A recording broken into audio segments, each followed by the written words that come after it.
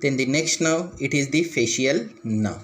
So facial nerve, it is the seventh cranial nerve and it is the mix. That means the motor and the sensory nerve root it present into this nerve, but it is predominantly the motor nerve, and it is named the facial nerve because it supplies the muscles of the facial expression and most frequently paralyze of all the peripheral nerves of the body.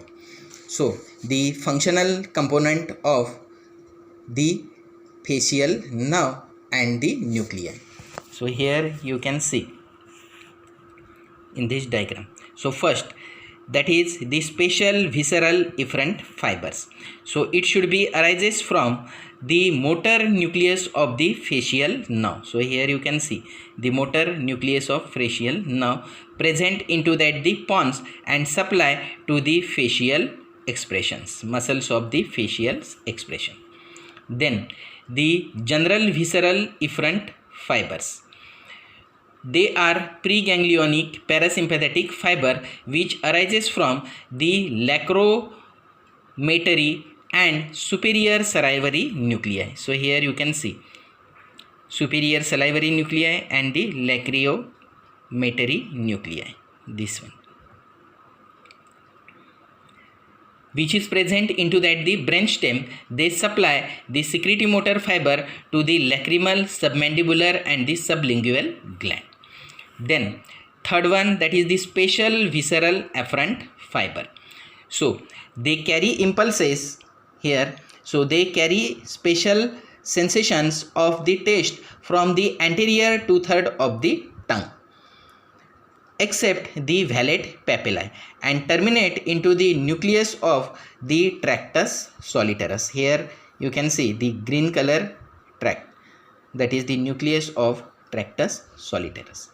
Then general somatic afferent fibers. So they carry general sensation from the skin of the auricle and terminate in the spinal nucleus of the trigeminal nerve. So here you can see yellow color spinal nucleus of the trigeminal nerve. So after then, let's see that is the course and the relations of the facial nerve. The facial nerve, it consists of the two distinct root, that is the large medial root. So here you can see that is called the motor root, and the small laterally present called the sensory root. So this one, both these two roots, they are arises from the pontomedullary junction. So here you can see the pontomedullary junction lateral to the superior end of the olive of the medulla oblongata. Then after emerging from the brainstem, the roots of the facial nerve are passes laterally and forward in the cerebellopontine angle. Then from this it enters into that the internal acoustic meatus, and in the internal acoustic meatus, that is the two roots, they are unite with each other. Then it goes downwards and leave from the cranial cavity through, that is the stylomastoid foramen, this one. So before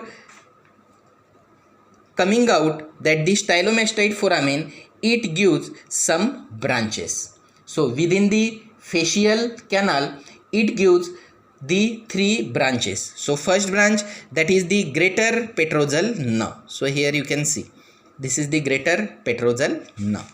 Second branch, that is the nerve to the stapedius, this one, second. And the third is the chorda tympani, this one.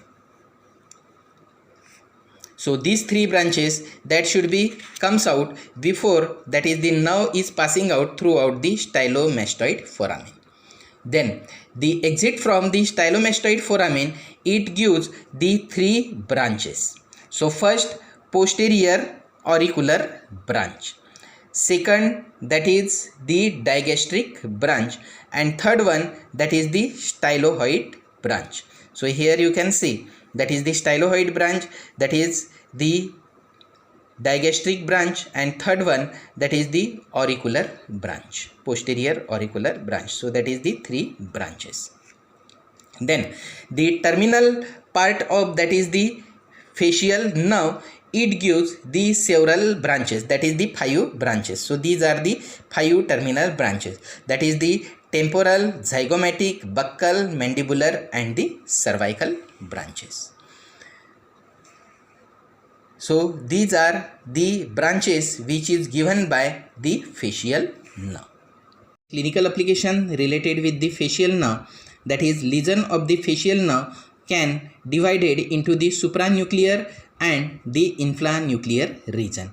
So the supranuclear lesion, that is the hemiplegia, spares the upper part of the face because the nuclear fibers supplying to the muscles of the upper part of the face are innervated by a corticonuclear fiber of the both cerebral hemisphere. So in the supranuclear lesion, only the lower half of the face on opposite side are paralyzed. So here you can see.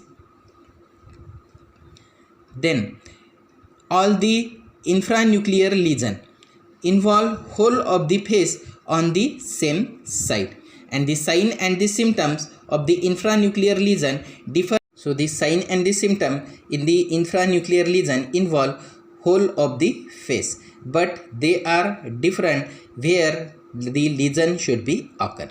So the just above to the stylomastoid foramen, it causes the Bell's palsy. So here you can see. So in this, the loss of motor function of the muscles of the all facial expression, that is the deviation of the mouth towards the normal side, means that is the opposite side. So the paralysis is happen on the left side, so the deviation of the mouth that should be occurs on the right side. Initially the close of the mouth and the eyes and accumulation of the food in the vestibule of the mouth, flattening the expression lines. So above the chordae tympani, all signs and symptoms of the lesion are same like the Bell's palsy, but the more symptom, that is the decrease the salivation and the loss of taste of the sensation. Then the third one, above to the origin of the nerve stapedius. The sign and symptoms are same like the Bell's palsy, but the plus symptom, that is the hyperkinesis, means enhance the sensitivity of the hearing, that should be occur. And the fourth, that is at the geniculate ganglion. The sign and symptoms, they are same like the Bell's palsy, but the more symptom is the loss of lacrimation of the eyeball. So these are the clinical symptoms that should be occur when the lesion of the facial nerve is happen. Next clinical point, that is the crocodile tears syndrome. So it is a clinical condition characterized by a paroxysmal lacrimation during the eating. It results in the facial nerve lesion proximal to the geniculate ganglion because the regenerating preganglionic fiber meant to provide the secretomotor supply to the mandibular and the sublingual salivary gland during the regeneration are misdirected and grows the endoneural sheath of the preganglionic secretomotor fibers which supply to the lacrimal gland. Then the last clinical point, that is the Ramsay-Hunt syndrome. So you know Ramsay brothers film, that is very much dangerous films, and that the symptoms name is given to that this lesion of the facial nerve. So it occurs due to involvement of the geniculate ganglion in the herpes zoster infection, and clinical it is present with the sign and the symptoms as following, that is the herpestic vesicles on the auricle, the hyperacusis, loss of lacrimation, loss of taste sensation in the anterior two-thirds of the tongue, and complete ipsilateral facial palsy, means that is the Bell's palsy. So physically when we seen that the face of that the person, so it is seen like a dangerous face, so that the name is given the Ramsay Hunt syndrome. So the next nerve, it is called the vestibulocochlear nerve, and this nerve that is also called the auditory nerve. So it is the 8th cranial nerve and it is totally sensory nerve, and this nerve consists of the two parts, that is first it is the vestibular part, this one, and the cochlear part. So the vestibular part, it is called the vestibular nerve, and the cochlear part, it is called the cochlear nerve. The vestibular nerve, it is concerned with the maintenance, the equilibrium of the body, and the cochlear nerve, it is related or concerned with the hearing. Then the functional component of the vestibulocochlear nerve and the nuclei. So first, special somatic afferent fibers. So they carry sensory information necessary for maintenance of the equilibrium and hearing from the membranous labyrinth of the internal ear. So you know that is the membranous labyrinth. So this is the. Then the fibers carrying the secondary information for the equilibrium terminate in the vestibular nuclei within the brainstem. So here you can see that is the vestibular nuclei. Then the fibers carrying the sensory information for hearing and terminate into the dorsal and ventral. So here you can see that is the dorsal cochlear nuclei and the ventral cochlear nuclei. So that is the dorsal and ventral cochlear nuclei located respectively on the dorsal and ventral aspect of inferior cerebellar peduncle. Then the course and the relations. So the vestibular nerve, it is arises from the lateral aspect of the pontomedullary junction, passes through the pontocerebellar angle and enter into the internal acoustic meatus. So here you can see internal auditory meatus or the internal acoustic meatus. Before entering to that the internal acoustic meatus, the vestibular ganglion, it is located on the vestibular nerve in the lateral part of the internal acoustic meatus. So here you can see. Then it consists of the bipolar sensory neuron. In the lateral part of the internal acoustic meatus, the nerve divide into the 3 distinct branches. So here you can see that is it should be divided into that the 3 distinct branches: the superior, the inferior, and a singular nerve. These branches passes through the foramina in the fundus of the meatus and innervate the sensory receptors for the equilibrium. That means in the membranous labyrinth of the internal ear. So here you can see that is the membranous labyrinth. Then the cochlear nerve. So this one, that is the cochlear nerve. So it also arises from the lateral aspect of the pontomedullary junction and takes the similar course to enter the internal acoustic meatus. So at the medial end of the internal acoustic meatus, it enter into that the bony labyrinth of the middle ear. Through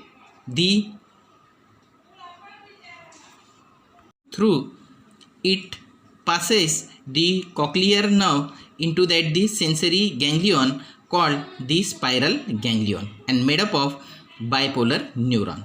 The peripheral process of this neuron innervates the sensory receptors of the hearing, that is the organ of the corti. So here you can see that is the cochlea with the organ of the corti. So in this way, that is the vestibular and the cochlear nerve, it should be supplied to the part of the internal ear. The clinical application related with that the vestibulocochlear or the auditory nerve, that is the lesion of the vestibulocochlear nerve causes the clinical representation, that is the tinnitus, means that is the ringing of sound heard into the ear by the patient. Then the second clinical symptoms, that is the impairment of loss of hearing, and third one, that is the loss of balancing, means patient can occur the vertigo. Then the vestibular nerve are commonly involved by second clinical point. The vestibular nerve is commonly involved by the acoustic neuroma. So acoustic neuroma, that is the acoustic neuroma, it is the common intracranial tumor, and if it is large, so it may involve the adjacent trigeminal, facial and the glossopharyngeal nerve, and it may be compresses the cerebellum and the medulla. So that should be also affected on the vestibulocochlear nerve, and because of that is the different clinical symptoms related with the balancing and the hearing that should be occurs because of this tumor, that is called the neuroma.